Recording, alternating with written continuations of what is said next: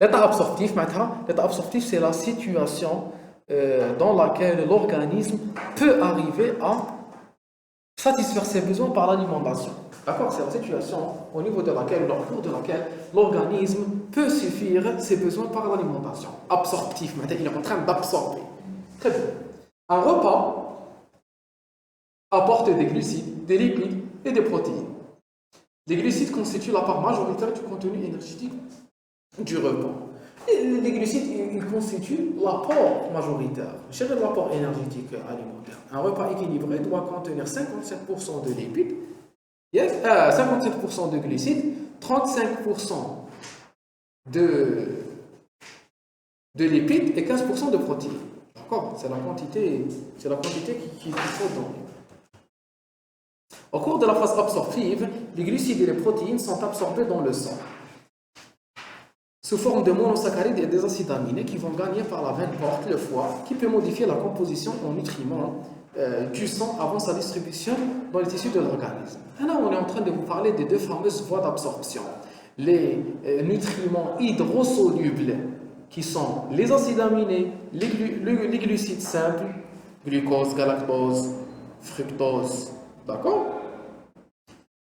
L'eau, les sels minéraux, les oligo-éléments, ils sont absorbés par la voie hydrique, la voie sanguine. Cellule intestinale, vaisseau sanguin, veine porte, foie, veine cave inférieure, atrium droit, ventricule droit, hop, il y la circulation. D'accord? Ok, la deuxième voie, c'est la voie lymphatique. La voie lymphatique qui va recevoir les lipides et les hormones liposolubles. Ils sont absorbés au niveau de la lymphe. La lymphe, elle va se déverser sur le canal thoracique au niveau du tronc brachiocéphalique. Maintenant, la lymphe va se mélanger avec le sang veineux. Mais le sang veineux troche le cœur ou le cœur troche la circulation générale. Donc, on a deux voies d'absorption. L'absorption des nutriments hydrosolubles ou l'absorption des nutriments liposolubles. D'accord? Très bien. Les lipides, voilà, c'est la deuxième voie. Les lipides sont absorbés par voie lymphatique sous forme de kilomicrons, puis drainés dans le sang veineux à travers le canal thoracique. Le foie ne pouvant pas modifier avant qu'elle n'atteigne les différents tissus. Vous voyez, le problème des lipides absorbés, c'est qu'ils échappent au foie. Ils absorbent directement le sang systémique. Oui, mais je sais le foie, parce que je suis à la veine porte. D'accord? Les événements observés au cours de l'état absorptif se résument à premièrement, captation nette de glucose par le foie. Le foie, il comprend des sensors de glucose et il va internaliser les molécules de glucose. Pourquoi? Pour réguler la glycémie. Puisqu'à l'état postprandial, il y a une augmentation très importante de la glycémie. Le foie doit la maintenir à 1 g par litre, aux alentours de 1 g par litre. Cette lâcherie, elle est rapidement, après 1 heure chez une personne normale, après 1 heure après le repas, la glycémie doit redevenir normale. Captation nette du glucose, utilisation du glucose par les tissus pour fournir de l'énergie, c'est la glycolyse. D'accord? Glycogénogenèse dans le foie et dans le muscle. Donc ici, c'est principalement sous l'effet de l'insuline. Sécrétion importante d'insuline, stimulation des GLUT4, internalisation du glucose, glycolyse, cycle de Krebs, phosphorylation oxydative, stimulation de la glycogénogenèse. Donc il y a une mobilisation de tous les phénomènes qui pompent le glucose du sang. Ils d'eau le glucose chez la glycémie. Glycogénogenèse. L'hypogenèse, oui, la prochaine. L'hypogenèse dans le foie et les tissus adipeux, très bien. L'hypogenèse, c'est pour utiliser plutôt les acides gras de l'alimentation, les diaboliques des kilomicrons, kiff pour les maintenir libres, pas en équilibre. Et protéosynthèse à partir des acides aminés. La lipogenèse et la protéosynthèse sont plus longues que l'équilibration glycémique. L'équilibration glycémique, elle est très rapide. D'accord? Elle est très rapide.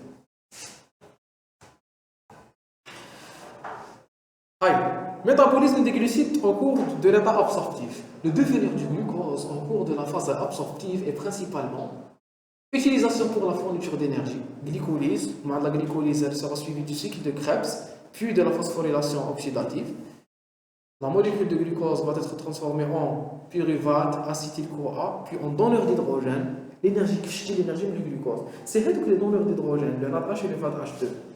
Les la mitochondrie, la chaîne respiratoire au niveau de la membrane mitochondriale interne, باش يمدوا l'hydrogène, باش هذاك l'hydrogène il donne de l'hydrogène et des électrons. Les électrons ils vont passer à travers les complexes qui vont utiliser l'hydrogène le pomper, il y aura une accumulation de l'hydrogène au niveau de l'espace périmembranaire, l'entrée physique de l'hydrogène à travers l'ATP synthase, le complexe numéro 5, il va donner de l'énergie pour fixer l'ADP sur le P. Synthétiser une molécule d'ATP. Donc j'ai pu transformer la force ou l'énergie contenue dans une molécule de glucose en 36 ATP ou la 38 ATP. D'accord? Très bien. Glycogénogenèse dans le foie et dans le muscle, c'est l'effet de la glycogène synthase, de l'enzyme branchante, etc., etc. Conversion du glucose dans le foie et le tissu adipeux en alpha-glycérophosphate et acide gras pour la formation des triglycérides, c'est la lipogenèse.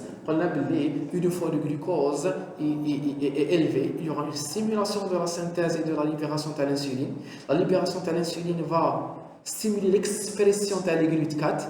Les GLUT4 vont internaliser les molécules de glucose. Les GLUT4, principalement au niveau des cellules musculaires, mais aussi au niveau du tissu adipeux. Le tissu adipeux, il va exprimer les GLUT4, oui, pour manger lui-même, pour réaliser la glycolyse, mais il va aussi arrêter la glycolyse au milieu. Il يجبد لها الجليسيرول 3 فوسفات يقول لها هذه ما تكمليش به ما تستعمليش باش تجيب لي لا تي بي هذايا مديهولي باش نلصق فيه لي زاسيد غرا ونخدم به لي تريغليسيريد. Donc le glucose internalisé par l'adipocyte, il est en partie utilisé pour avoir de l'énergie et l'autre partie, elle est utilisée pour synthétiser les triglycérides.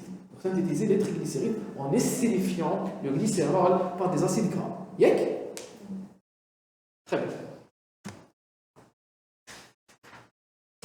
On a terminé avec les glucides. Les lipides maintenant. Transport des lipides ingérés par les kilomicrons gagnant la l'air par la circulation, puis la circulation sanguine au niveau du tronc brachiocéphalique. Libération des acides gras des kilomicrons dans les capillaires par action de la lipoprotéine lipase endothéliale.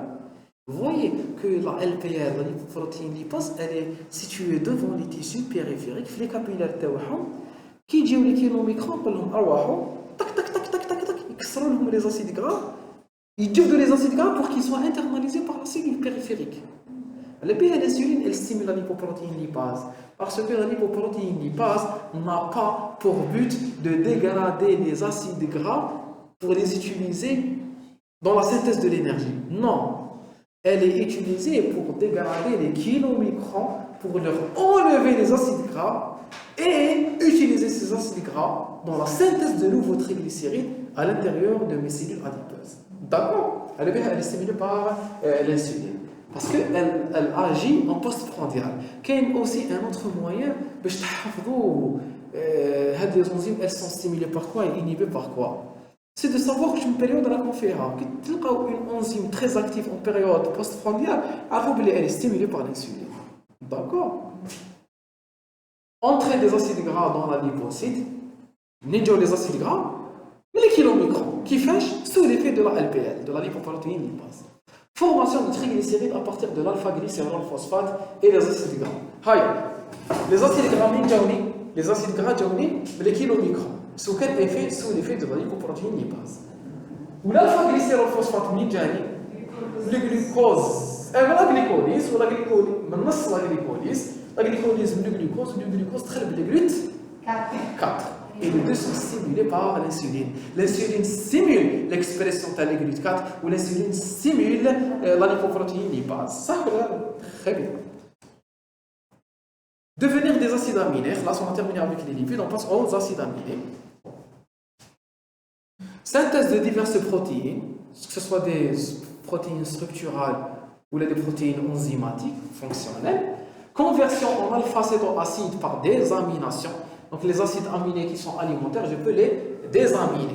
Je peux leur enlever le groupement amine des acides alpha-cétoniques. métabolisme des alpha-cétoacides dans le cycle de Krebs pour fournir de l'énergie. Donc je peux utiliser une petite partie les acides aminés pour avoir de l'énergie. Mais d'ailleurs, ce n'est pas la principale source d'énergie. Attention, l'effet d'ailleurs, il n'est pas très recherché dans l'état absorptif.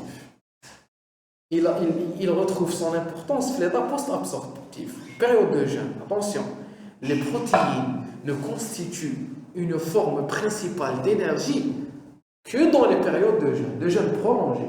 Attention. Le phénomène, il sera en période de jeûne. Mais ce n'est pas le phénomène prédominant dans la synthèse d'énergie. Si je fais des glucides, des lipides, on va de l'énergie des acides aminés. Non.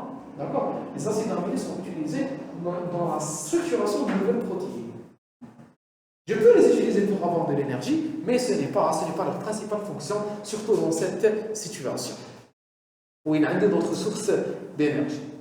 Conversion des acides alpha-cétoniques en acides gras pour la synthèse des lipides dans le foie. Les alpha-cétoacides, je peux les utiliser pour avoir des corps cétoniques ou là des acides gras. Voilà, parce que les acides alpha-cétoniques, je peux passer d'un acide alpha-cétonique vers l'acétyl-CoA à travers le cycle de Krebs, ou l'acétyl-CoA, je peux l'utiliser dans la synthèse des acides gras. Acétyl-CoA, malonyl-CoA, acide gras synthèse d'acide gras. Donc, les acides aminés, le fait qu'ils n'ont l'amine, le groupement amine, je peux les orienter et vers le métabolisme glucidique et vers le métabolisme lipidique. D'accord? Je peux les utiliser comme je veux. Mais je reprends et je le redis, les phénomènes, ce ne sont pas les phénomènes les plus importants en période absorptive. Le phénomène le plus important, c'est d'utiliser les acides aminés pour synthétiser des protéines, que ce soit des protéines structurales ou des protéines enzymatiques. Les acides aminés en excès ne sont pas stockés en protéines, ils sont convertis en glucides et en lipides. Donc, les phénomènes, ils seront l'excès des acides aminés. L'excès des acides aminés, je l'élimine. Flaira, ou là, sous forme d'urée, ou là, je le transforme en glucides et en lipides. Qu'est-ce que je l'élimine? Il n'y a pas de forme de réserve de protéines. Quel est des lipides de réserve? Triglycérides. Quel est des glucides de réserve? Le glycogène. Et ça, il n'y a pas. Il n'y a pas de protéines de réserve. Pour les bodybuilders, je vous donne des protéines. Justement, les bodybuilders ont besoin de protéines parce qu'ils utilisent des protéines. Donc des protéines parce que leur masse musculaire est importante. Donc les protéines, elles sont utilisées dans la synthèse de fibres musculaires. Elles ne sont pas stockées, elles sont fonctionnelles. Alors, l'effectif, l'ATP, la troponine, la troponiniosine, on a très de protéines. تحبس المسكيلاسيون شي صار لك يروحوا لي مسك وتتعمر شحال علاش يحبسوا المسكيلاسيون يسمعوا علاش باسكو لورغانيزم s'habitue كانوا يديروا بزاف كانوا يبينوا البروتين تاعهم بزاف بوزيتيف كانوا سينتيتيزيو بزاف لي بروتين وكانوا يديروا بزاف لوتيليزاسيون دينيرجي دونك ولف لورغانيزم تاعهم ان ابور انرجيتيك تري امبورطون كي يحبسوا السبور يكملوا لابور انرجيتيك تري امبورطون باسكو لورغانيزم والفو بصح ماشي كونسومي فيه واش يولي شحال يولي دي تريغليسيريد داكور يولي دي تريغليسيريد donc voici un peu l'état absorptif si on veut résumer d'accord donc tout commence ici comme début d'accord il y aura absorption de protéines d'acides aminés qui viennent de l'alimentation, de la dégradation des protéines, du glucose et des triglycérides. Les triglycérides qui sont récupérés par les kilomicrons. D'accord? Donc, la voie sanguine, elle concerne les acides aminés ou les os simples, ou les triglycérides vont suivre la voie lymphatique pour aller directement dans le tissu adipeux. D'accord? La voie sanguine, elle va aller où? Elle va aller vers le foie. D'accord? Et le foie, il va les utiliser les acides aminés, soit dans la synthèse. On vous parle pas des protéines fonctionnelles. Parce que le cours, c'est le métabolisme énergétique. Elle bien bref l'importance énergétique des acides aminés. Même si l'importance énergétique elle est très faible, elle est négligeable par rapport à la fonction principale des protéines. Donc on vous montre comment j'utilise les acides aminés. Soit je les élimine sous forme d'urée, soit je synthétise des alpha-cétoacides. Alpha-cétoacides, c'est les corps alpha-cétoniques. C'est acide aminé ناقص groupement amine. Les alpha-cétoacides, nous synthétisons les acides gras, ou les acides gras, je les stocke sous forme de triglycérides. Le glucose, nous la glycolyse pour avoir du glycérol. Le glycérol synthétisé des triglycérides. D'accord? Les acides aminés, nous synthétisons des protéines. Le glucose, je peux le stocker sous forme de glycogène. D'accord? Le glucose, je peux l'utiliser la glycolyse pour avoir de l'énergie. Les cellules, cycle de Krebs, phosphorylation oxydative. Et ici, au niveau du tissu adipeux, bien sûr, c'est la synthèse de triglycérides. Le glycérol, le glucose, il met le glycérol. Les acides gras, ils vont être estérifiés avec le glycérol pour avoir des triglycérides. Voilà. C'est un peu un récapitulatif de tout ce qu'on a fait.